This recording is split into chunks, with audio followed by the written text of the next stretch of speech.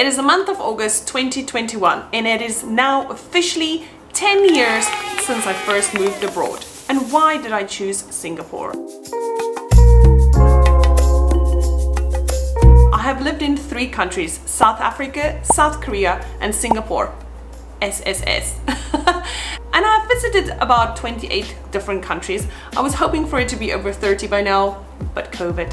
And so today I want to share with you why I chose Singapore and why have I actually stuck around for about 6 years.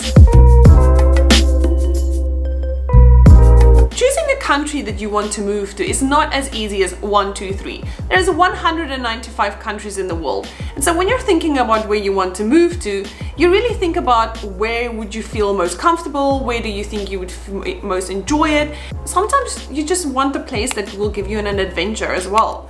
Now, that was South Korea for me. That was the first country I moved to after I studied. And I lived there for about 2 years. Now, those experiences were great, but we all have to grow up and we all have to start, you know, looking ahead into our future. And officially, in June 2013, I moved to Singapore. And I haven't looked back since.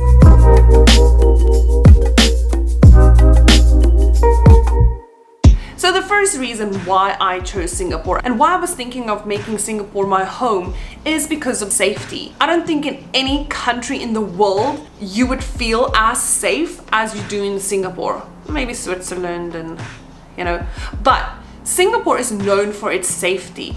And being a female traveler, I always have to look over my shoulder, making sure, you know, I'm okay, making sure I look like I know where I'm going. Growing up in South Africa, you're constantly thinking about locking your doors, making sure you're not leaving your phone somewhere, making sure that you know where you're going, or walking in groups. Do not go outside alone as a female past a certain time of the day. There's so many rules that you unconsciously just follow in South Africa to ensure your safety. You actually never realize the way you live is so unhealthy until you experience real safety. And it's so unfortunate that so many people in the world will never ever experience the safety that we have here in Singapore.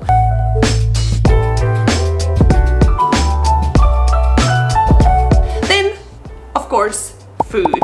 How can it not be on my list? I've gained so much weight from living in Singapore that food is really on the top of my list as well, because it's a melting pot of cultures in Singapore. And that means that there are so many different dishes that you can try from around the world. And so sometimes even the dishes from another country taste better in Singapore than it does in its own country. Don't tell people I said that. Actually, my mouth is watering now. Oh my goodness, this is a problem. But it's such a great place to learn about different cultures, because in South Africa, when I grew up, our main diet consisted of a barbecue, meat, salad, vegetables, and starch. And that's all I basically knew. When I came to Singapore, it opened a whole new world to me, where you can actually learn a lot about someone's culture through their food. And that's what I enjoy. It's just learning about different cultures through their food and having the variety at your doorstep. Now I can literally just lie on the couch, order food, and it's at my door in 15 minutes.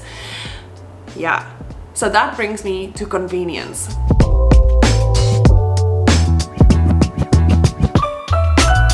Singapore is so convenient to live in. Public transport is absolutely amazing.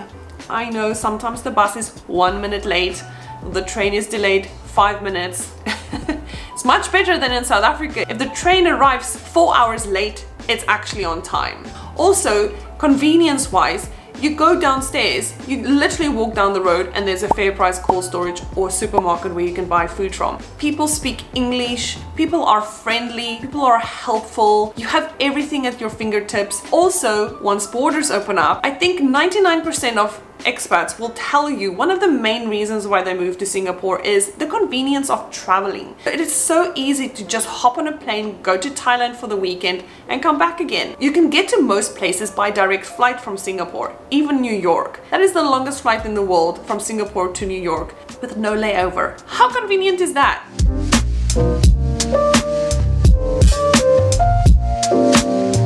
Then of course, again, the weather. I don't think I can talk about Singapore ever without mentioning the weather. So yes, it is summer year round, and I would much rather have summer year round than winter year round.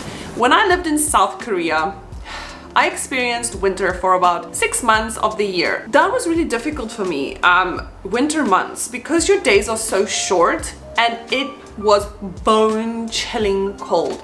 Now, I love snowy days. I love the days when it snows because it looks so beautiful outside.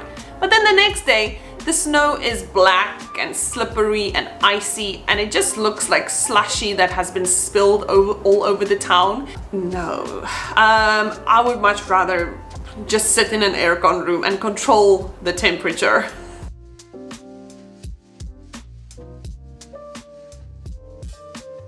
Another one for me was definitely career progression. I wanted to advance my career in what I studied. I did study speech and drama at university, and then I obtained my postgraduate certificate in education. So I am focused on teaching speech and drama. It's not such a common thing here in Singapore, but it is something that I really believe in. And in Singapore, they value education and they value the need for proper education. I'm very excited to see as well the changes that are happening within the education field here in Singapore, and they're starting to place a lot more focus on the social emotional learning aspects of education and not just tests, pushing kids through to do tests. Within my field, there is so much potential for growth. To see students stepping out of their comfort zone, learning confidence, being able to speak up, thinking creatively, thinking critically, being able to find their voice, that was really a big push point for me as well, is the opportunity I had to make an impact and difference in kids' lives here in Singapore.